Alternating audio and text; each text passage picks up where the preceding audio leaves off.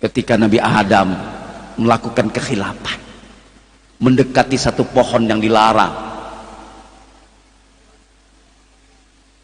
Apa yang diucapkan Nabi Adam ketika itu? Ya Allah, dengan berkah Muhammad ampuni dosa-dosa, ampuni kesalahanku, ampuni kekhilafanku. Allah berkata, ya Adam, dari mana engkau tahu tentang Muhammad? Engkau menyebut-nyebut Muhammad sedangkan dia belum kuzahirkan. Ya Allah, ketika engkau menciptakan aku bertengadah, aku lihat di tiang-tiang aras bertuliskan la ilaha illallah Muhammadur Rasulullah. Aku yakin ya Allah, yang namanya bersanding dengan engkau pasti kekasih engkau. Oleh sebab itu aku bermohon dengan menyebut namanya, berwasilah kepada Nabi Muhammad SAW. Ini dalil. Memang ada orang yang mengatakan berwasilah itu tidak boleh sama orang yang sudah mati. Kan ada begitu.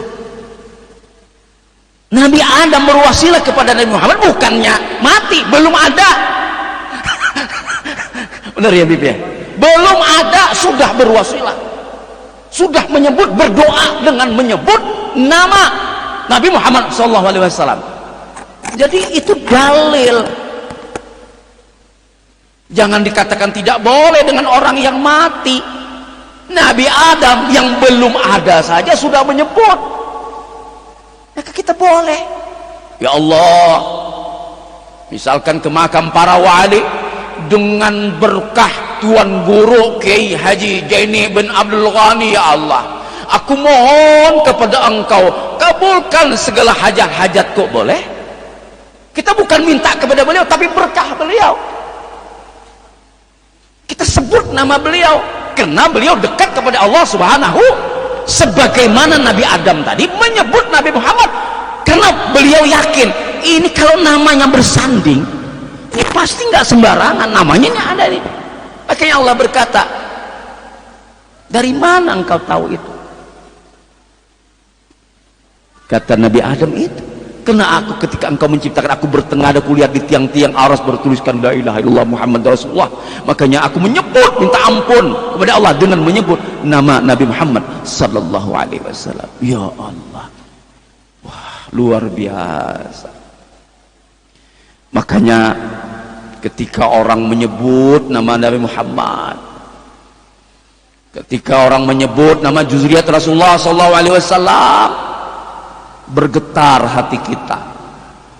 Ketika orang menghina Rasulullah sallallahu alaihi wasallam, ketika orang menghina zuriat Rasulullah sallallahu alaihi wasallam, terasa di hati kita sakit sekali. Itulah tanda cinta.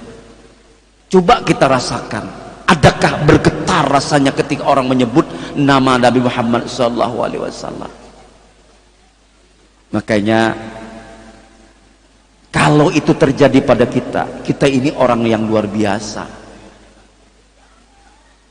Ini Bapak Ibu sekalian, suatu hari sahabat ngumpul. Kata Nabi, saya mau tanya nih sama ente semua nih, ya, siapa kira-kira imannya yang menakjubkan? Oh, Nabi tanya sama sahabatnya, iman yang menakjubkan tuh iman siapa? Kata para sahabat, iman yang menakjubkan itu ya iman kami ini. Wow, kami inilah iman yang menakjubkan, yang hebat imannya. Kata Rasulullah, tidak. Iman kalian itu menakjubkan, biasa aja. Kenapa? Kalian melihat aku, kalian berjumpa dengan aku, kalian melihat mukjizatku. Kalau iman kalian menakjubkan, kuat, hebat, dahsyat, biasa saja. Nah, kalau begitu siapa? Coba lagi siapa, kata Rasulullah. Kalau bahasa kita nih, ayo pikirin, iman yang menakjubkan, imannya siapa? Wah, kata para sahabat, ini imannya para malaikat ini. Ya Rasulullah, imannya para malaikat. Iman para malaikat iman yang menakjubkan. Kata Nabi, tidak. Iman malaikat itu tidak menakjubkan, biasa aja. Kok bisa biasa aja? Imannya malaikat kok biasa saja? Loh, biasa aja. Karena malaikat itu berkomunikasi dengan Allah, malaikat itu menerima wahyu daripada Allah. Jadi kalau dia menakjubkan imannya, dia menyaksikan langsung, wajar imannya menakjubkan. Kan begitu loh. Jadi siapa ya Rasulullah iman yang menakjubkan itu? Siapa? Kata Rasulullah, nanti di akhir zaman orang-orang yang tidak pernah berjumpa dengan saya, tidak pernah melihat mukjizat saya, tidak pernah bertemu dengan saya, tidak pernah mendengar kata-kata saya secara langsung, tapi cintanya sangat luar biasa kepada saya. Itulah imannya yang menakjubkan. Ya Allah, wah benar gak? Nggak pernah ketemu kita, nggak pernah lihat mukjizatnya kita, cuman dengar ceritanya berdasarkan hadis-hadis yang sampai pada kita. Tapi iman kita kalau bisa melebihi para sahabat cintanya kepada Rasulullah, apakah bukan yang menakjubkan? Artinya kita ini hanya berdasarkan kisah saja sudah begitu hebatnya cinta kita, apalagi kalau bertemu.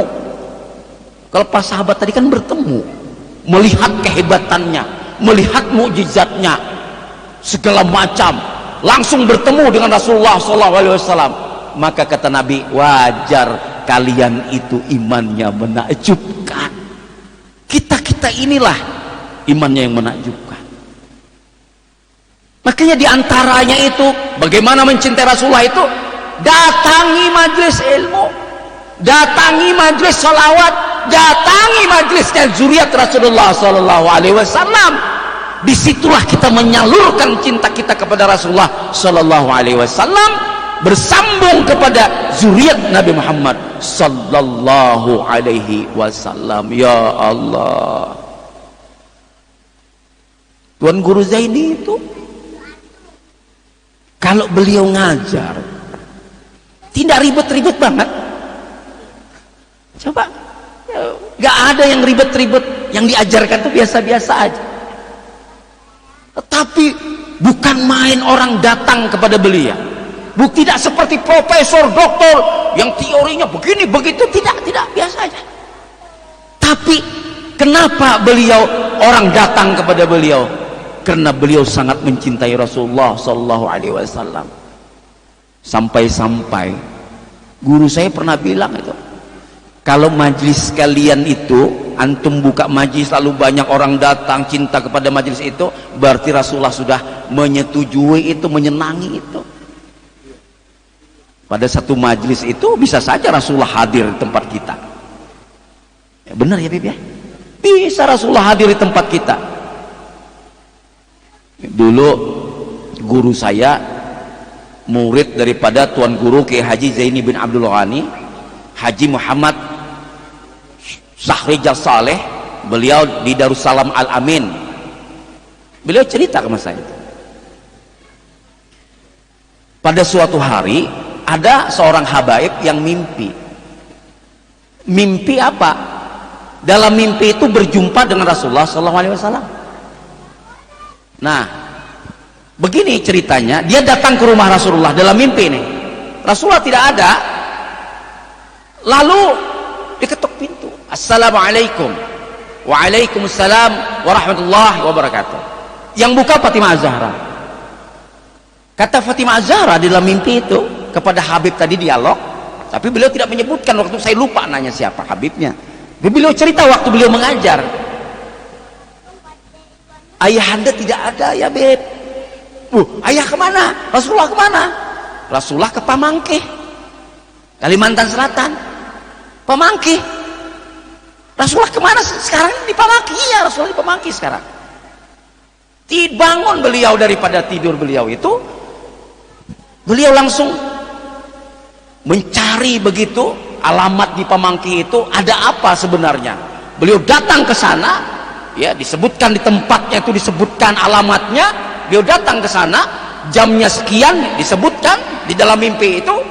Lalu beliau tanya, tanggal sekian, jam sekian, waktu sekian, sedang apa di sini? Saya mau tanya, sedang apa nih di tempat ini nih? Nih, pengajian ini sedang apa? Oh, kami sedang salawatan ya, Beb. Rame sekali di sini. Wah, rame. Pokoknya kita waktu itu sangat luar biasa acaranya. Emang kenapa, Beb, nanya? Kalian tahu nggak? Saya mimpi begian-begian. Hari itu kalian nggak tahu nggak? Rasulullah hadir di tempat kalian. Ya Allah. Kok bisa? Bisa. Karena tadi al-anbiya ahyaun fi kuburihim. Para nabi itu hidup di dalam kubur mereka. Dan roh mereka itu, para nabi itu istimewa tempatnya. Dan ingat, di dalam tauhid kita ini kan tauhidnya Asy'ariyah wal Maturidiyah. Nah, bukan uluhiyah, rububiyah, asma wa sifat. Itu Salafi, Wahabi. Kalau kita kan tauhidnya Asy'ariyah wal Maturidiyah. Ya, itu kalimat sifat 20. Wujud, qidam, baqa, mukhalafatul lil hawadits, qiyamuhu bi nafsih, wahdaniyah, qudrat, iradat, ilmu, hayat, sama, basar, kalam dan seterusnya. Itu wajib dipelajari. Kita berkeyakinan di dalam pelajaran kita. Nah, di alam ini kalau pelajaran tauhid tentang wujud itu, nanti kita masuk ke situ. Wujud itu kan artinya ada ya. Lalu kalau kita belajar tauhid sifat 20 itu ada dua kata kunci. Adanya Allah itu dua kata kunci. Pertama, Allah itu ada, tidak ada yang mengadakan. Nah, ini kata kuncinya nih. Yang kedua, Allah itu ada, tidak disebabkan oleh suatu sebab. Kenapa demikian? Kalau Allah ada yang mengadakan, berarti yang mengadakan Allah lebih hebat daripada Allah. Betul gak? Kalau Allah ada disebabkan oleh suatu sebab, berarti Allah berhajat kepada sebab. Berarti dia lemah, bukan Tuhan. Karena sebab itu makhluk Allah. Tidak mungkin Allah berhajat kepada sebab. Kemudian berikutnya, adanya Allah, ada sesuatu di alam ini. Pertama, ada hakiki. Ada hakiki itu Allah. Tidak ada awal, tidak ada. Huwal awwalu wal akhiru wal zahiru wal batinu. Tidak ada awal, tidak ada akhir, yaitu Allah subhanahu wa ta'ala. Kemudian ada awal, ada akhir. Alam semesta ini ada awal, ada akhir. Kemudian berikutnya ada awal, tidak berakhir. Nah, apa itu? Termasuk roh. Nah, jadi roh itu kekal. Dia ada awal tapi tidak akan berakhir. Makanya bisa kemana-mana. Kalau roh orang soleh, ya, Nabi, jangan heran kalau bisa berada di tempat kita. Karena roh itu tidak mati. Di dalam ilmu tauhid kita begitu. Roh itu kekal. Itu tadi ada awal, tidak berakhir. Apa itu? 10 paling tidak itu. Ada awal, tidak berakhir. Dia kekal tapi dikekalkan. Ingat, kalau Allah kekalnya hakiki. Tapi ini ada awal, tidak berakhir. Dia kekal tapi dikekalkan, tidak akan berakhir. Apa itu? Roh. Roh kita ini sebenarnya tidak pernah mati. Karena roh tidak pernah mati. Begitu diciptakan, seterusnya hidup. Jadi makanya kita dikatakan meninggal bukan mati. Keluarnya roh daripada tubuh kita, jasad kita mati, rohnya tidak mati. Dia kekal. Jadi salah satu yang dikekalkan itu roh kita. Jadi Allah kekal hakiki, roh kita kekal tapi tidak hakiki. Artinya dikekalkan oleh Allah. Nah, itu. Apalagi yang dikekalkan oleh Allah? Surga. Ada awal tapi tidak akan berakhir. Kenapa? Karena janji Allah dalam Al-Quran, walladzina amanu wa amilus salihati ulaika ashabul jannah hum fiha khalidun.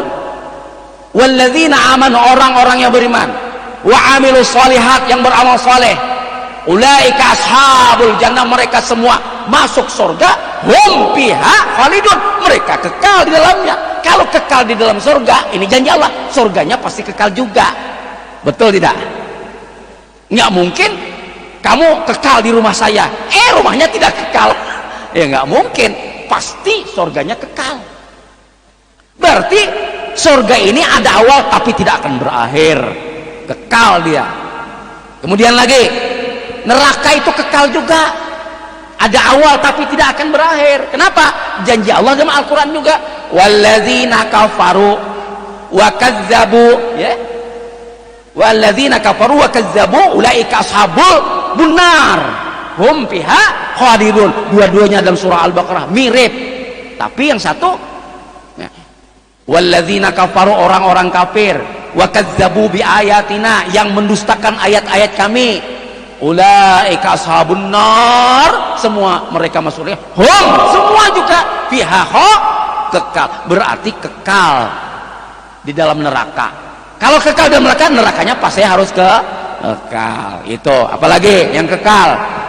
Lauh mahfuz, kursi, aras, kemudian tulang sulbi nih, azbazanab, ya betul ya Bib ya. Nah itu kekal, tapi dikekalkan, termasuk roh tadi. Makanya kenapa bisa dikatakan pada maulid Nabi Muhammad SAW hadir? Tidak mustahil roh yang hadir, karena roh tadi hidup. Apalagi rohnya Nabi Muhammad SAW berada di tempat yang sangat mulia, iya kan?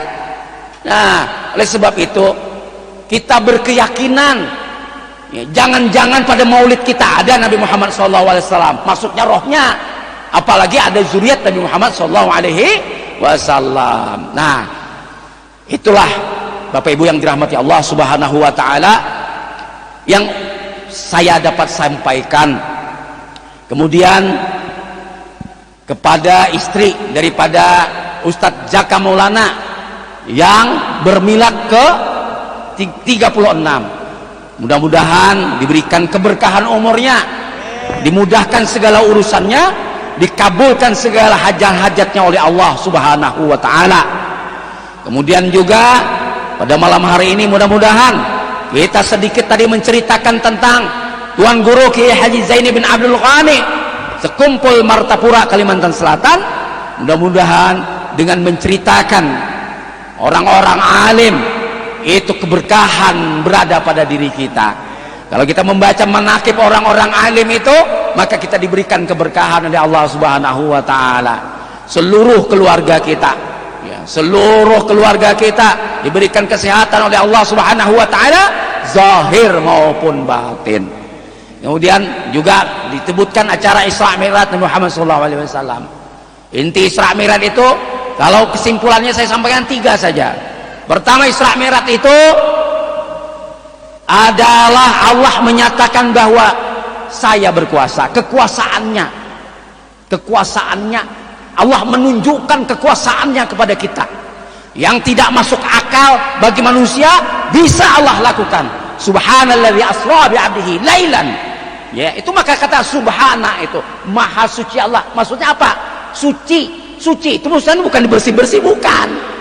Maksudnya itu Allah tidak ada kekurangannya, apa saja bisa Allah lakukan. Makanya kita tasbih, kita subhanallah, subhanallah, subhanallah, maha suci Allah. Maksudnya suci daripada kekurangan-kekurangan, nggak ada kekurangannya, nggak ada kelemahannya, apa saja bisa dilakukan oleh Allah Subhanahu wa Ta'ala memperjalankan hambanya tadi, ya, subhanalladzi asra bi 'abdihi lailan, pada malam hari. Makanya memang nanti itu terjadi ikhtilaf. Ada hadis dari Aisyah yang mengatakan bahwa Nabi Muhammad itu Mi'raj, Isra wal Mi'rajnya itu hanya dengan rohnya saja, jasadnya tidak, kata Aisyah. Muawiyah mengatakan bahwa Rasulullah itu, yaitu dengan roh dan jasadnya sekaligus. Terjadi ikhtilaf terjadi. Waktu itu Aisyah dikatakan dalam hadis itu masih kecil, ini meragukan juga akhirnya. Muawiyah masih kafir ketika itu. Tetapi para mufasir meneliti ayat tadi, abdihi itu nggak mungkin hamba itu hanya rohnya saja. Makanya kita berkeyakinan Nabi Muhammad Isra wal Mi'raj itu dengan roh dan jasadnya sekaligus Allah menunjukkan kekuasaannya. Makanya subhanalladzi. Jadi kalau melihat yang menakjubkan boleh kita ucapkan subhanallah, menakjubkan. Makanya subhanalladzi, karena Isra Mi'raj itu menakjubkan, luar biasa. Subhanallah, maha suci Allah, maksudnya dari tidak ada kekuatan. Yang kedua, Isra Mi'raj itu apa? Isra Mi'raj itu menunjukkan kemuliaan Nabi Muhammad SAW, kehususan Rasulullah SAW. Gak ada nabi yang diperintahkan naik, itu gak ada ya, gak ada. Nabi Musa saja gak sanggup berdialog, pingsan, hanya melihat kata Allah, lihat itu pada batu, gak bisa. Tapi Nabi Muhammad itu bisa menunjukkan kemuliaan Nabi Muhammad SAW. Itulah kemuliaan Rasulullah SAW. Tapi ingat, anak-anak muda sekarang, memang saya kalau lihat pengajian itu Beb, jarang sekarang belajar tauhid sifat 20 itu jarang. Belajarnya tafsir, hadis, padahal itu ilmu fardu kifayah. Yang fardu ain itu tauhid, fikih, tasawuf. Fardu ain, setiap orang wajib belajar tauhid, fikih, tasawuf. Jadi kalau nggak paham, nanti mengira Allah berada di langit. Buktinya apa katanya? Loh, waktu Isra Mi'raj Allah kan dipanggilnya Nabi Muhammad ke langit. Berarti Allah berada di langit. Sesuai dengan ayat Al-Quran bahwa Allah itu berada di aras. Nah, ini kacau. Kalau keyakinan Ahlus Sunnah wal Jamaah, Allah tidak bertempat. Allah tidak bertempat, Allah bukan di langit. Kok bisa Allah bukan di langit? Karena kalau Allah di langit, berarti Allah membutuhkan langit untuk tempat dirinya bertempat. Kalau Allah membutuhkan tempat, maka dia berhajat kepada makhluk. Langit itu makhluk. Kalau dia berhajat kepada makhluk, dia bukan Tuhan, karena lemah, masih berhajat kepada makhluk. Nah, jadi Allah tidak bertempat. Kalau begitu pertanyaannya, seandainya langit dan bumi belum diciptakan, Allah berada di mana? Begitu jadinya pertanyaannya. Allah tidak bertempat, tapi Allah kalau ingin bertemu bisa saja di mana saja. Tapi jangan dikatakan Allah bertempat. Maka ketika Isra Mi'raj itu ada tauhid di situ. Allah tidak bertempat. Jadi jangan katakan Allah berada di langit. Nah, itu keyakinan kita Ahlus Sunnah wal Jamaah, Asy'ariyah wal Maturidiyah. Allah tidak bertempat. Jadi menunjukkan kemuliaan Rasulullah SAW. Makanya ketika Isra wal Mi'raj dari Makkah ke Masjidil Aqsa, ya, kemudian Mi'raj ke atas ke langit, ya, sampai ke Sidratul Muntaha, itu kumpul para malaikat, gak ada satupun yang berani maju. Kumpul para nabi, gak ada satupun yang berani maju. Di dalam kitab Hayatul Muhammad disebutkan tuh gak ada yang berani maju. Roh-roh, makanya roh itu hidup kan. Roh-roh para nabi itu kumpul karena memuliakan Nabi Muhammad SAW, melaksanakan sholat 2 rakaat, kagak ada yang berani maju. Padahal ini nabi akhir, ya, tapi gak ada yang berani maju. Mereka tahu ini nabi yang paling mulia, ini kekasih Allah yang sangat dekat kepada Allah, penghulu kita ini, pemimpin kita, gak ada yang berani maju. Di dalam kitab, malaikat Jibril yang memajukan Rasulullah, maju, mendorong Rasulullah maju menjadi imam, gak ada yang berani maju. Itu mulianya Rasulullah SAW itu. Yang ketiga, Isra Mi'raj itu adalah bagaimana perintah sholat. Karena sholat ini yang pertama akan dihisab, ya, pertama akan dan setiap hari kita lakukan. Zakat kan tidak setiap hari, puasa Ramadan kan tidak setiap hari, iya kan? Yang setiap hari, yaitu adalah sholat 5 waktu, dan ini yang pertama akan dihisab. Jadi 2 yang pertama dihisab, sholat dan yang berhubungan dengan pertumpahan darah. Jadi kalau hubungan dengan manusia nanti, yang pertama dihisab pertumpahan darah, membunuh orang tanpa hak, ya, itu nanti yang pertama dihisab kalau hubungan dengan manusia. Tapi hubungan dengan Allah yang pertama dihisap adalah soal salat.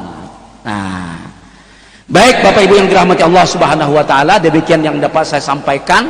Mohon maaf Habib, saya ini gayanya memang kayak gini, ya. Yang penting bisa dipahami, Pak ya. Gayanya memang agak meledak-ledak, ya. Maklumlah ini ya, Bang Japar ini jawara dan pengacara. Saya ini kalau di Bang Japar itu Wakadip Agama Mako Pusat Bang Japar. Jadi saya ini Wakadip Agama di Bang Japar. Ketua umum kita itu Ibu Pahira. Nah, jadi saya di pusat. Jadi bidangnya bidang agama. Di Kecamatan Koja ini ada kadang-kadang mungkin cerita sama saya bergabung juga di pengajian. Kadang-kadang Bang Japar itu ya di pengajian Habib juga ada kayaknya ya. Ada kayaknya, saya dengar cerita begitu. Saya pernah acara Isra Mi'raj kemarin di sini, pengadilan Isra Mi'raj ya, barusan ini Habib ya. Ada beberapa saya bilang saya diundang lah saya. Bukan sebagai penceramah, sebagai yang hadir aja. Karena saya ya maklum baru juga di sini, nggak terlalu kenal para ulama, para habaib juga di daerah kita. Ya ingin juga banyak teman, banyak sahabat, banyak ulama yang saya kenal, ya saya bisa diundang untuk hadir di acara-acara itu. Saya bilang insya Allah saya akan hadir untuk menambah guru, menambah silaturahim sesama kita. Demikian yang dapat saya sampaikan. Mohon maaf apabila ada khilaf dan salah saya. Kemudian saya ucapkan terima kasih juga kepada Bang Japar sudah datang ya ke rumah saya jam 8 untuk menjemput saya. Alhamdulillah, terima kasih kepada anggota Bang Japar. Mungkin juga ada beberapa orang di luar sana, saya ucapkan terima kasih. Demikian akhirul kalam. Assalamualaikum warahmatullahi wabarakatuh.